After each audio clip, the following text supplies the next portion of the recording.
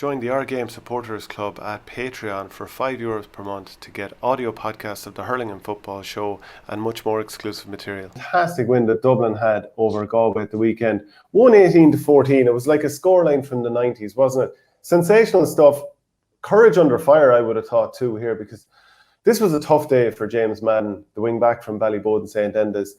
His dad hasn't been well and passed away during the week, and the funeral was on Friday. Really tough, no doubt. But Matty Kenny spoke afterwards, and Matty Kenny's brother-in-law, Michael Flanagan, he also passed away recently. So there was a minute's silence beforehand. And I was just thinking, during the minute's silence, like obviously both men come away with great credit. Dublin get the win. Madden plays well. Matty obviously oversees another victory over his native county. But just during that minute's silence, and the focus has been put squarely on the sad situations. Like, it must be a tough, very, very tough minute for those two men there. And then for Madden to be able to react and just leave his heart out on the pitch. You can't but admire that. Yeah, no, Shane, just even as you're talking there, it kind of goose pimples, just because it's such an emotional thing, because I can't imagine the courage that's needed for James Madden, and the courage that's needed with inside Matty as well, to be able to continue to do their jobs while, dealing with all sorts of crazy emotions going on in your head, as you said. And it just, you'd love to nearly be inside their head during that minute silence, thinking what they're thinking, and then to be able to have that raw emotion going through your head, and then just to be able to focus when the game kicked off. Fair play to the two of them. And that was, I don't know if any of that galvanised Dublin, but like, they delivered an absolute barnstorming display from start to finish. One of the things that impressed me most at the end was just the lack of panic, and just how cool they were on the ball, how they worked out ball, how there was no aimless ball down on top of the Galway free man. They stuck with what they were doing the whole way through. And I'm just thinking then, and I said it to you off air, like, does Matty Kenny have Galway's number now? That's two big championship wins. We talked about, maybe like the likes of Niall Corcoran having an insight into the Dublin camp as Wexford coach, or having an insight into the Laois camp. But like the inside man, Matty Kenny, who would have worked with a lot of these guys in 2012 under Anthony Cunningham, and maybe obviously was probably Manny would have thought he would have been Galway manager by now, and maybe this will these sort of results will help make sure that he is Galway manager yet. But he obviously knows Galway inside out and has studied them forensically. He knows his own squad inside out as well, and they were just brilliant. It would have been very hard to predict this, and just the dominance of it. Really, like, they never trailed, did they? Really, after the early stages, from post to post. It was a phenomenal result from 1 to 15.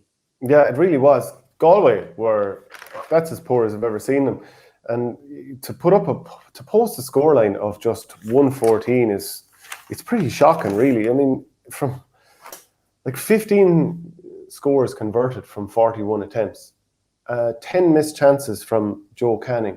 A lot of the forward, Brian Kincannon, I can't remember him ever feeling the way to the ball. Cian O'Callaghan was all over him. Joseph Cooney posted in at full forward at the start of the game.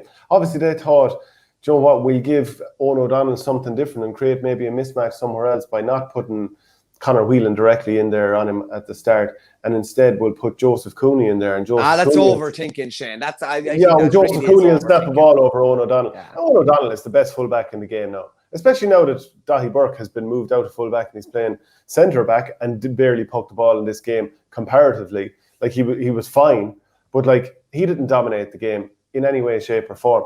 Like, Owen O'Donnell is now the best fullback in the game as far as I'm concerned. I'd love to hear who's better, but he's probably going to miss the Leinster final now, and the mouth-watering matchup that he would have with TJ Reid. This year they'd have to go with that matchup. It was a disaster last year not going that way. But Owen O'Donnell, best fullback in the country? I think his performances in a team in the last couple of years who haven't exactly been lighting it up, he's always been good. And I suppose the common denominator, if you're looking at it, like when they were beaten by Laois, he wasn't playing that day as well. He just kind of has it all, really. He has the power, he's the pace, he's a miserable defender in the best way possible. I mean, like, he just won't give you a puck ad, won't give you a sniff ad. Brilliant at getting a flick in, brilliant on the ball, can take a score, as we saw against Antrim. So Yeah, to be honest with you, I'd be hard pressed to probably look outside him at the moment, and his loss will be huge in the Leinster final. But just a quick one on Galway, Shane. Like this is a throwback to like Galway of like 6 or 7 years ago. Like real inconsistent. It's like I put it this way.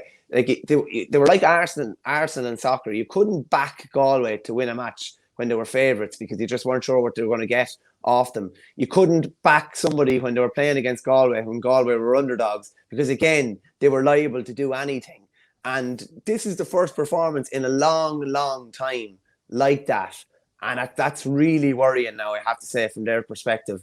And they've got big questions to answer heading into the qualifiers. They're potentially, if they want to get to an All-Ireland final, they could be looking at playing 5 of the 6 weeks remaining.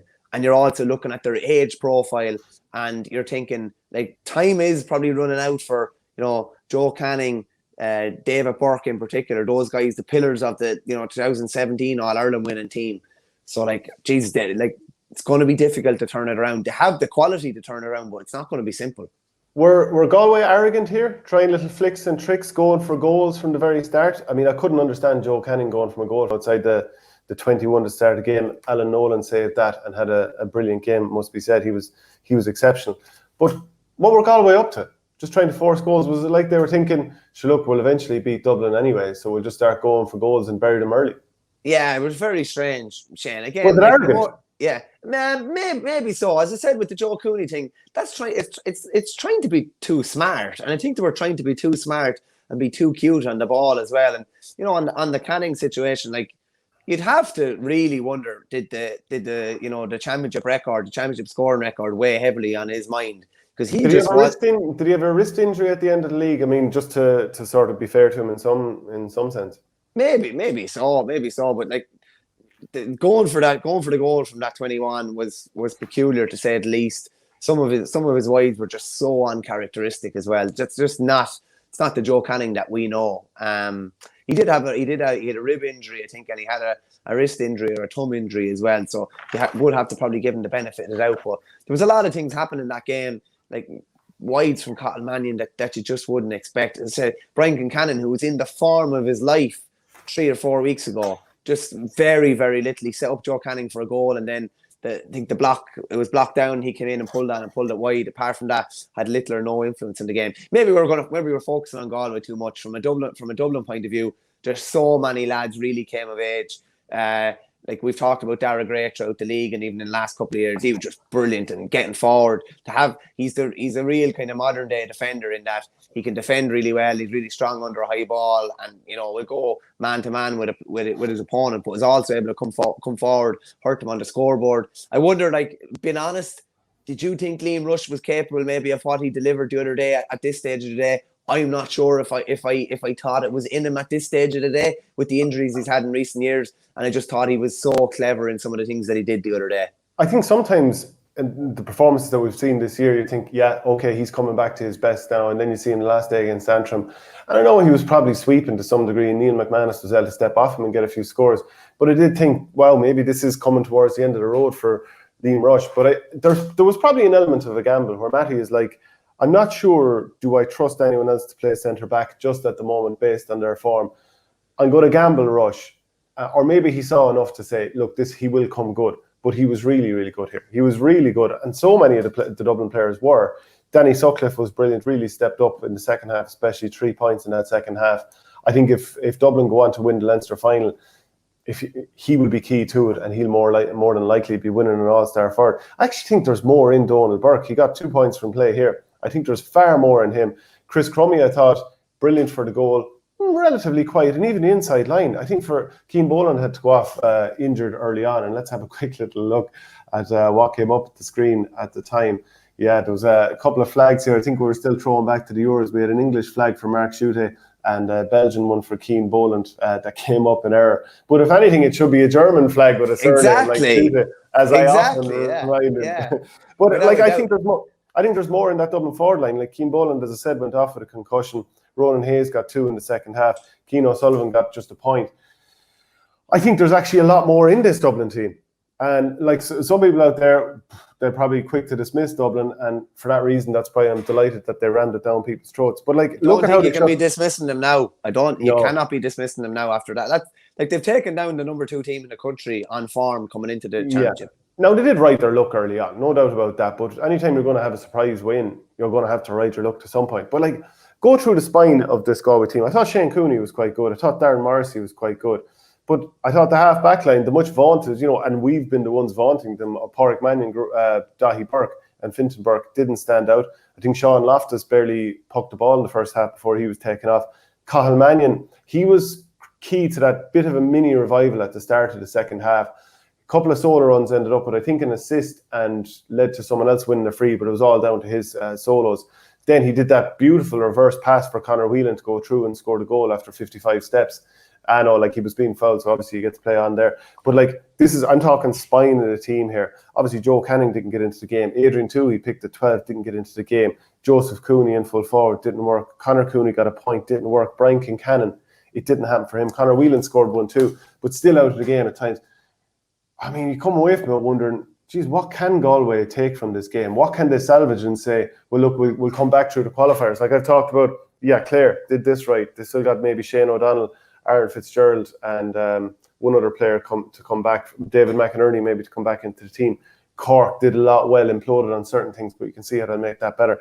Galway, just the fact that they have class in the team, you can see how they can match anyone. But in terms of getting back to taking a step on from last year, wow, you just hope that this would, from their point of view, would serve to be a rocket up the team to get them going again, and they didn't just labour and win and then get beaten another day, that this would just be a rocket for them. Maybe that's what they can take from them.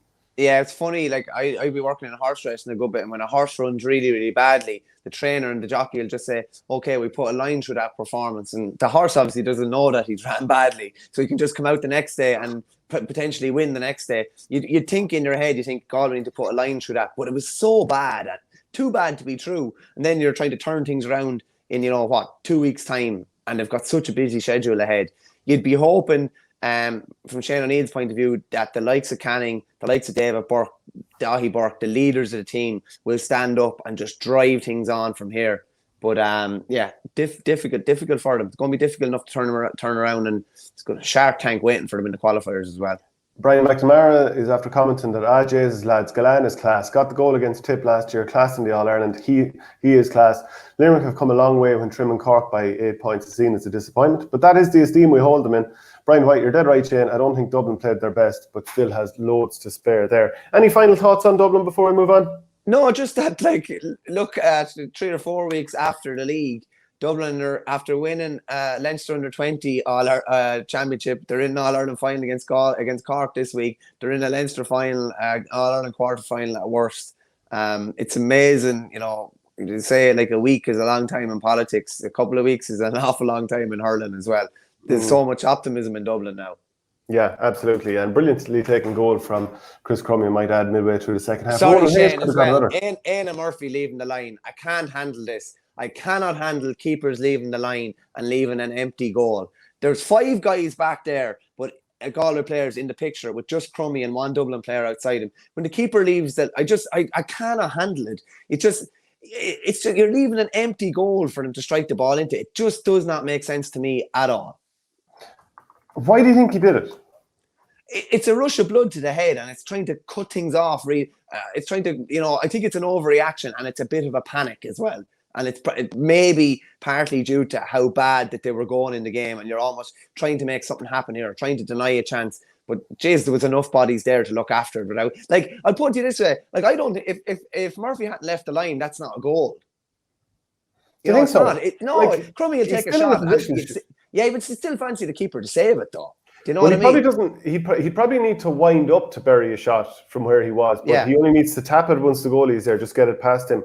Yeah. And that made the scoreline 113 to 1-9, given that small little bit of daylight. And you know what? When Murphy had made a brilliant save from Ronan Hayes just beforehand to give him his dues at the same time, I thought maybe Dublin are now going to leave this behind them, but they didn't. Brian White's after adding in that Éanna Murphy isn't a good goalkeeper, makes too many mistakes and rash decisions. It is tough. Maybe he'll learn from that, and people get your comments in if you believe that he might do so.